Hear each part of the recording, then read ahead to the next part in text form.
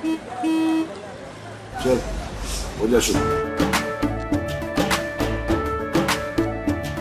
केसरिया से मन जोगी हुआ रे, दिल झूमे देखो मतवारा हुआ रे, दिल झूमे देखो मतवारा हुआ रे। हर पल मनाओ केसरी त्योहार। विमल, बोलो जुबान केसरी।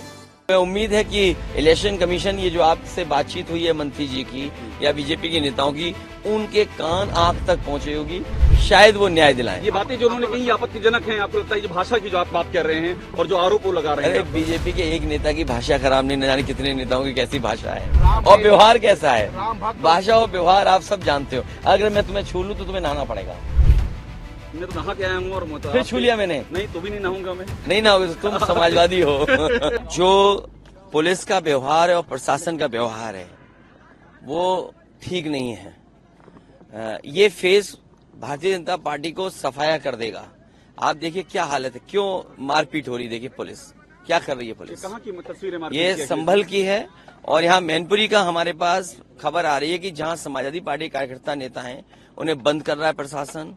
जो मंत्री हैं, उनके जो सहयोगी लोग हैं, परिवार के लोग हैं, वो खुलेआम घूम रहे हैं। अगर ये होगा तो लोकतंत्र सुरक्षित होगा। इसलिए मैं आपके माध्यम से अपील करना चाहता हूं कि लोकतंत्र को बचाने के लिए बाहर आए, वोट डालें, हिम्मत और बहादुरी के साथ मुकाबला करें और वोट डालें। कितनी जगहों से मारपीट खबरें आ रही हैं? मारपीट क्या बता रहे हैं? जो कितनी जगहों से? अगर हम कुल मिलाएंगे तो सबसे ज्यादा किसनी में। अभी जो सूचना मिली है, चेयरमैन हमारा करहेल का है, उसको बैठा लिया। किसनी में भारतीय जनता पार्टी के जो प्रत्याशी हैं उनके परिवार के लोग कह रहे हैं कि बेटा घूम रहा है, कोई कह रहा है कोई घूम रहा है। मैंने एसएसपी से बात की है तो एसएसपी कह रहे कि रोक देंगे। और जो वहां का किसनी का कोतवाल है वो हमारे किसी बीजेपी के नेता का रिश्तेदार है। तो आप सोचिए, अगर लोकतंत्र को सुरक्षित रखने के लिए ये करेंगे तो जनता क्या करे। आपने चुनाव आयोग से शिकायत की अखिलेश जी इस बात की, जो गंभीर मामला जो आप मैं आपके माध्यम से और हर स्तर पर शिकायत हो रही है। मुझे उम्मीद है कि इलेक्शन कमीशन ऐसे लोगों पे कार्रवाई करेगा, जो ऑब्जर्वर हैं वो कार्रवाई करेंगे। लोकतंत्र तभी तो सुरक्षित रहेगा जब वोट डालने का अधिकार और वोट डालने का मौका मिले। हम मौके पे कई हर बार ये कहा गया कि लोकतंत्र खतरे में है, आपके एक वोट के अधिकार को भी छीन लेगी। अगर ये पुलिस को आगे कर देंगे तो आपका अधिकार कहाँ बचा वोट डालने का। जयवीर सिंह कह रहे हैं कि जब जहाँ विजिट कर रहे हैं उनके मंदिर साफ किए जा रहे हैं, आपको लगता है कि ये फ्रस्ट्रेटेड हैं, फ्रस्ट्रेट हो चुके हैं और फ्रस्ट्रेट इसलिए कि जनता इनका साथ नहीं दे रही है। इतने दिनों से जब से कुर्सी पे बैठे हैं केवल झूठ बोलते हैं, इनकी बातें झूठी निकली, वादे झूठे निकले, इसलिए फ्रस्ट्रेट होकर के ये अपने कार्यकर्ता नेताओं से इस तरह का व्यवहार करवा रहे हैं। ये चाहते हैं रिएक्ट करें हम लोग, लेकिन हम जानते हैं कि भारतीय जनता पार्टी के लोग बहुत चतुर हैं। चतुराई से जो बुनियादी सवाल है महंगाई का, बेरोजगारी का और जिस तरीके से अन्याय उत्तर प्रदेश में हो रहा है उससे हट जाए हम लोग। लेकिन आरक्षण, संविधान, बाबा साहब भीमराव अम्बेडकर जी के सिद्धांतों से हम समाजवादी लोग हटने वाले नहीं हैं। वो कितनी भी चतुराई दिखाएं, अंतर्गतवा हम लोग संविधान की लड़ाई लड़ेंगे। अखिलेश जी, जयवीर सिंह ने हमसे बात की, उन्होंने कहा कि मैं सिर्फ अखिलेश यादव, शिवपाल यादव के विधानसभा क्षेत्र में घूम रहा हूं, किसी माई के लाल में हिम्मत नहीं जो गुंडई कर ले, मैं सब गुंडई को रोक दूंगा। और ये लोग इस तरह से मतदान करवाते हैं गुंडई करके, ये आरोप लगा रहे हैं वो।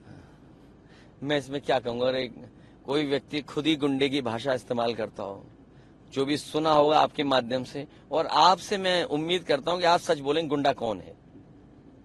मुझे उम्मीद है कि आप अपने चैनल के माध्यम से ये तो बताओगे कि गुंडा कौन है। सरकार में रह करके जो लोग गुंडई कर रहे हैं वो असली गुंडे हैं क्या? विपक्ष के लोग जो केवल अपने अधिकार को, वोट डालने के अधिकार को पूरा डालना चाहते हैं वोट। तो चुनाव आयोग के रहते हुए सब गुंडई चल रही है, आप ये कह रहे हैं? हमें उम्मीद है कि इलेक्शन कमीशन ये जो आपसे बातचीत हुई है मंत्री जी की या बीजेपी के नेताओं की, उनके कान आंख तक पहुंची होगी, शायद वो न्याय दिलाएं। ये बातें जो उन्होंने कही आपत्तिजनक हैं, आपको लगता है ये भाषा की जो आप बात कर रहे हैं और जो आरोप वो लगा रहे अरे हैं? बीजेपी के एक नेता की भाषा खराब नहीं, न जाने कितने नेताओं की कैसी भाषा है और व्यवहार कैसा है। भाषा और व्यवहार आप सब जानते हो। अगर मैं तुम्हें छू लूं तो तुम्हें नहाना पड़ेगा। मैं तो नहा के आया हूँ और फिर छू लिया मैंने, नहीं तो भी नहीं नहाऊंगा मैं। नहीं नहाओगे तो तुम समाजवादी हो। ये तो मुद्दे क्यों बन रहे हैं? ये मुद्दे इसलिए बन रहे हैं क्योंकि वो किसानों की आय 2 नहीं कर पाए और 1 लाख किसान ने आत्महत्या कर ली।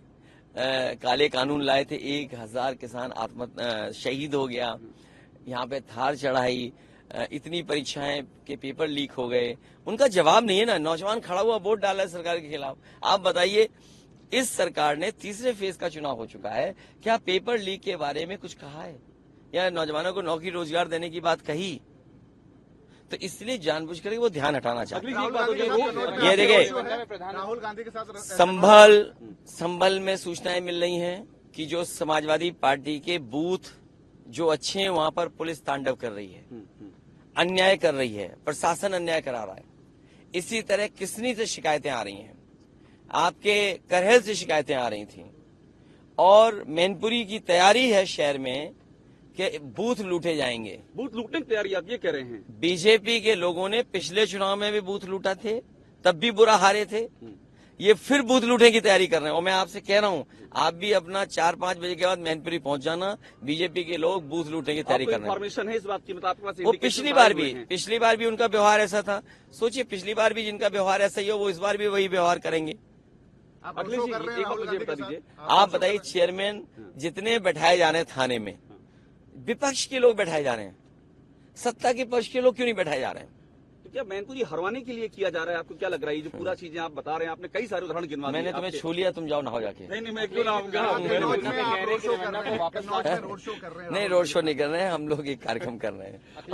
रेवन्ना पे कह रहे हैं कि वापस लाके उनको कड़ी से कड़ी सजा रेवन्ना को दी जाएगी। मैं कह रहा हूं कि उन बुनियादी मुद्दों से मत हटिए। आज बेरोजगारी का सवाल है, नौकरी का सवाल है, और जो विश्व गुरु या विकसित भारत का सपना दिखा रहे हैं, पर कैपिटा इनकम क्या है? किसान का गेहूं खरीदा क्यों नहीं जा रहा सरकार की तरफ से? मुनाफा किसको पहुंचाना चाहते हैं? ये सवाल हैं। हम और आप ध्यान न हटाएं। ध्यान हटाने के लिए उन पर समय समय पे बहुत सारे अभिनव हैं उनके पास, जो इस्तेमाल करते रहते हैं। अयोध्या में बात हुई है, अयोध्या में जो पीएम ने रोड शो किया है जी, ये धरती माँ है, धरती माँ है। आसमान क्या है मुझे नहीं पता। नदी हमारी माँ है, गंगा माँ है, यमुना माँ है, सरस्वती माँ है, इतनी देवी माँ है। अरे ये देश ऐसा ही है कि जिसमें माँ बहुत हैं, लेकिन सच्चाई ये है कि बीजेपी के लोग माँ की कसम खा करके क्यूटो बनाने की बात कही हो। आज माँ गंगा का क्या हाल है, माँ यमुना का क्या हाल है?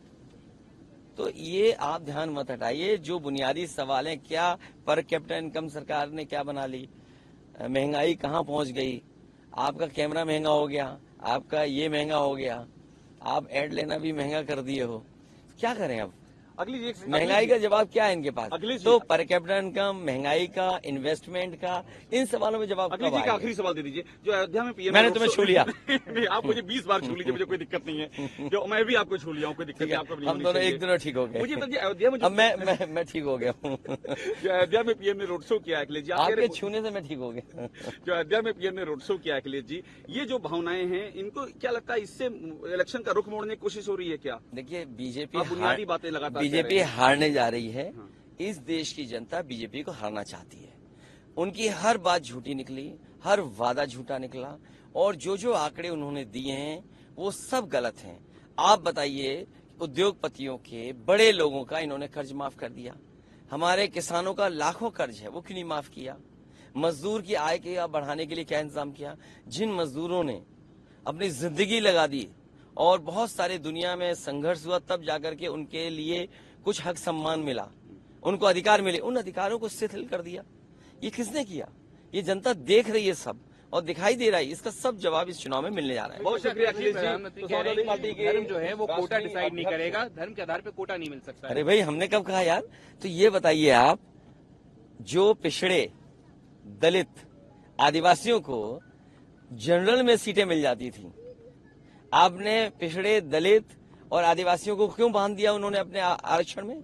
क्या मूल भावना से खिलवाड़ नहीं हुई? जो आरक्षण की मूल भावना थी उससे खिलवाड़ हुई है। भारतीय जनता पार्टी और भारतीय जनता पार्टी के लोग कभी नहीं चाहते कि पिछड़े, दलित, आदिवासी हक सम्मान पाएं। इसीलिए वो संविधान से छेड़खानी की तैयारी है। आप खुद जानते हैं कि जनरल में लोग पहुंच जाते थे, जनरल में क्यों नहीं अब पहुंच पा रहे पिछड़े और दलित और आदिवासी? ये किसने पाबंदी लगाई, किसने रोका? अखिलेश जी, लालू प्रसाद यादव कह रहे हैं कि बीजेपी जो है वो भड़का रही है लोगों को और आरक्षण खत्म करना चाहती है, किसी को आरक्षण। देखिए, आप बताइए, निजी कंपनियां हो जाएंगी, जब बेच दी जाएंगी कंपनियां, तो आरक्षण है क्या? टाटा जैसा समूह 10 लाख लोगों को लगभग नौकरी देता होगा, डायरेक्ट एंड डायरेक्ट। आप बताइए 10 लाख में क्या नौकरियां हैं उसमें पिछड़े और दलितों की? एक समूह का बता रहा हूं, जो देश का सबसे बड़ा समूह है, सबसे ज्यादा नौकरियां प्राइवेट हैं। मान लीजिए हवाई जहाज बिक गए, एयरपोर्ट बिक गए, बंदरगाह बिक गया, LIC डिसइन्वेस्ट होने जा रहा है, या BSNL दोनों डिसइन्वेस्ट होने जा रहे हैं, एयरपोर्ट्स हैं, तो ये कहां है उनका आरक्षण फिर? तो जब मैं ये कह रहा हूं कि 10 लाख के लगभग डायरेक्ट इंडायरेक्ट नौकरी सबसे बड़ा देश का प्राइवेट समूह देता है, उसमें क्या आरक्षण है? क्या जवाब है? तो जब प्राइवेट चीजें हो जाएंगी तो आरक्षण अपने आप खत्म हो जाएगा। यही पिछड़े और दलित और आदिवासी यही देख रहे हैं कि बीजेपी लगातार 10 साल में ये फैसले ले रही है जो धीरे धीरे उनको आरक्षण और अधिकारों को खत्म कर देगा। अखिलेश जी, आप यूपी में बड़ी ताकत है। एक आखिरी सवाल ये है कि अगर राहुल गांधी अमेठी से लड़ते, आपकी ताकत थी ही, तो क्या आपको लगता है वो एक बड़ा पावरफुल मैसेज होता? देखिए, आप लगातार सपोर्ट मैं चाहता हूं आप इलेक्शन कमीशन से कहो कि डेट एक्सटेंड कर दें, तो फिर हम उनसे बात करें, तो तारीख वो फिर नॉमिनेशन कर दें। आपकी इच्छा क्या थी? नहीं, आप मेरी क्या इच्छा चाहते थे नहीं। कि वो लड़े? मैंने अपनी इच्छा बता दी। मैं चाहूंगा कि आप इलेक्शन कमीशन से कहें कि एक फैसला ले कि 10 दिन का और टाइम दे दें या 2 दिन का एक्सटेंशन कर दें, तो मैं निवेदन उनसे कर लूंगा, उस हिसाब से वो फिर फैसला ले लें।